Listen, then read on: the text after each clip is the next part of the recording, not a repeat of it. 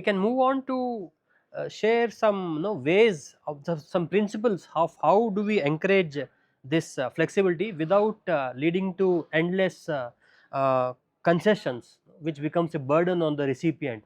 So maybe I would like to listen a couple of heuristics or principles that you have practiced in your personal life, which kind of encourages, but at the same time doesn't lead to these endless concessions. So, Professor, on this, because since everybody has got a different points on flexibility. So, flexibility, if you ask me, or everybody for that matter, flexibility for me might be different. But when I expect from somebody, I don't see that as a flexibility from him. If I'm doing something extra or somebody, I take that as a flexibility. But if I want to get some task done from somebody, even if he's doing that, I take it as it's a responsibility. It's yeah, he's supposed to do that. It's not a flexibility. So as an individual, sometimes I also need to understand, and as an individual also, because when I expect something from somebody, whether it is doable, not doable, that's one part of it. Even if it's doable, whether it is required now or it can wait, it all depends. So somebody, if I'm giving a call to somebody at 8, ki tomorrow I just need this in 5 minutes. If it's really urgent, then it's okay. I'll not say it's a flexibility or something. But if it can wait till tomorrow, then that individual has a right, and he should be saying. But whatever corporate culture or Indian culture we have created, it's very difficult to say no, no, when somebody senior calls you or something. कि यार ये तो चाहिए है. So that's something flexibility. I'll take it from that perspective. How to say no, since it's for the students, we everybody should know learn how to say no rather than everybody being a yes man in the organization. It depends. When Sudhir said, it's burnout sometimes. You don't realize by every time being a yes man for the organization, but at the end of the day, you need to take a call on it. कि how long you can be a yes man. So we would like to listen from you some principles. See, I think disciplined flexibility is what I would say. One side doesn't lead to burnout, and the other side, like Varun was mentioning, it's an organization task, and therefore you will have to. So, as long as you are able to still bring in some discipline within the flexibility, it works all the ways. From an organization perspective, from your own perspective, and not getting burnt out. Otherwise, like we all said, and I think he was giving an example that you are too ambitious and you don't realize that you are getting burnt out. That is because you have lost that discipline while giving flexibility to flexibility. Yeah. So discipline, and then you start regretting uh, on that flexibility later. Like they say, right? Discipline and regret both are painful. Choice is yours. Once you are able to apply that lens here, it works. So can you shed some light on litmus test that you use in your corporate world to bring an end to this flexibility? No, not flexibility. I mean, bringing an end to these countless concessions. No? How do you maintain this flexibility is not exploited? Yeah. Some litmus test. So I can tell you, like again, our organization is very policy driven because there is a need for to standardize even flexibility. Like because we have a hybrid working culture, so we have teams that work from home for certain days, they come into the office certain days, and sometimes you can't have that written in stone, because if you say that this team is coming in 3 days, there will be situations when they won't be able to come because of certain circumstances. So the bottom line is, as long as the work is getting done, and I would say accountability is very important. So you may take flexibility, you may give flexibility, as long as we take accountability for what and how much is needed versus what is the outcome, and everyone being informed. So I think this is important. Sometimes when we take flexibility, we may not inform people, so then the problem gets when the information doesn't go across. But when you take it upon, you're accountable for your own flexibility and informing your team that this is what I need this time off, and I am burnt out and I need this time off. So that way I think it's easier to manage, I would say, from that. If I may ask you, I have seen my daughter stretching herself for her lunch and dinner. So I struggled her to actually articulate how she can put to the so those employers to say that this is me time for at least my meals. So can you suggest some ways of how these employees to themselves can build those guardrails so that they are not taken for granted? You said some from the supplier side, but I'm asking from the demand side. Some two heuristics. So as much as it is important from the culture fit that the employer gets a culture fit from the employee, the employee also needs to find an organization where their culture fits. And it is a fact. If I'm working for an organization where this trust is not being built despite me being performing, then maybe it's not the right place for me. You know, or you can try and enroll your boss, or you're saying that, look, I'm working, but I need this time. This is my time. I'll get back and I'll do what So I as you have. mentioned, they need to share their voice Yes, if it is assertively. Because assertively it is, I as have needed. seen in my own house, Yes. no, I mean, the range of having her lunch is 1 to 3 and dinner is 9 to 11, whereas we have it at 12:30 and maybe 7:30. And she used to also have these meals without her job at 12:30 p.m. her lunch, and 7:30 was the dinner. So these are the things which nag me. Yeah, I think as long as she's okay with it and she is with her team. So I think then because I don't know, like she might have. Okay, As so long as not That's a impacting flexibility her you need to health. give it to her. Yeah, yeah.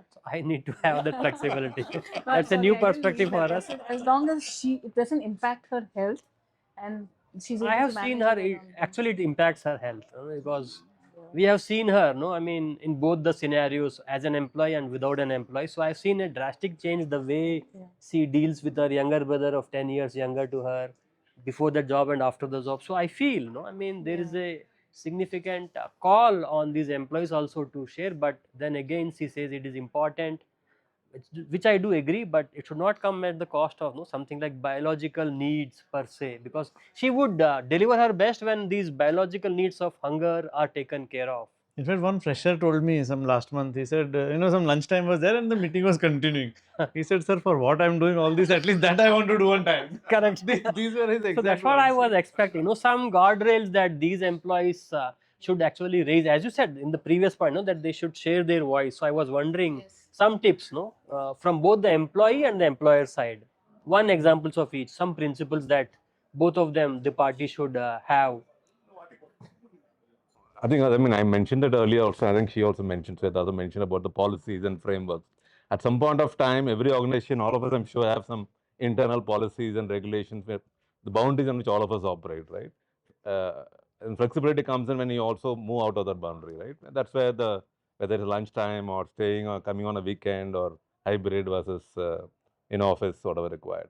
I think where, and at least what I have seen is that if you start doing it yourself as a leader, then everyone falls in place. I think where challenge comes in, where you sit outside and start giving advice and gyan, and you expect your employees to do it, whereas you don't follow any of these policies, that's where the big challenge comes. No, but I've seen the owners stretching themselves also, because it's a maybe a startup, so they stretch from maybe 9 till 11 because of their own skin in the game, which the employees may not perceive that. So I was wondering on some guardrails, no, from both of the sides. So when you said they should walk their talk, I have seen all those founders walking their talk, so spreading from 9 till 11 p.m.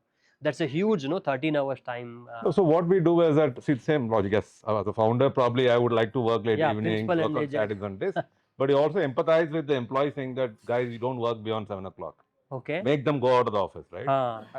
We don't disturb the policy. I don't disturb any of my employees during weekends. What happens? Huh. But the fact is that when they know that there's some workers to be completed, Huh. on their own they change themselves, Exceptions, right? okay. So you have to empathize with your people as well to make sure that they have the right sort of flexibility. And if they are saying that they have to come on a week, only on the 5 days they're supposed to work, and weekends will not disturb, you stick to your policy. So long as you're able to do it, I've seen it gives tremendous amount of commitment from the team, and then it also gives you the flexibility. They know that, okay, what are the boundaries they can move around, but at the same time, what are boundaries they cannot change. Similar grounds, no? Tell us some litmus test. So, especially in organizations or in roles like marketing where the task cannot be quantified and it's a creative role, it's very difficult to say no. It's not encouraged. You're often seen as being very close minded, not thinking out of the box. So, it becomes a challenge. But the test that I apply on myself and on my team is in our monthly reviews, I ask them specifically how many things have they said no to. It's easy to say no to bad ideas, but it is difficult to say no to the good ideas. But there will be 10 good ideas, you can do only 5. So it is very important to learn which ideas to say no to and why have you said no. It becomes even more difficult if you're saying no to people who are your friends in the organization. I think that's where people start really stretching themselves, saying no. So a good test is to always see that if you've said yes to 5 new ideas, have you said no to 5 good ideas also? Right? Because that's when you really put that test of whatever is important and urgent and strategic and tactical. That's very important. But to the discussion that was happening just now, I do realize that not everybody is lucky enough to have a boss like me, right? So I think especially if it's a founder driven company, I've worked, right? There are no timings, and if you have a workaholic boss, he or she will expect. There the onus is on the employee eventually. I always advise in this case to cry out as much as you can.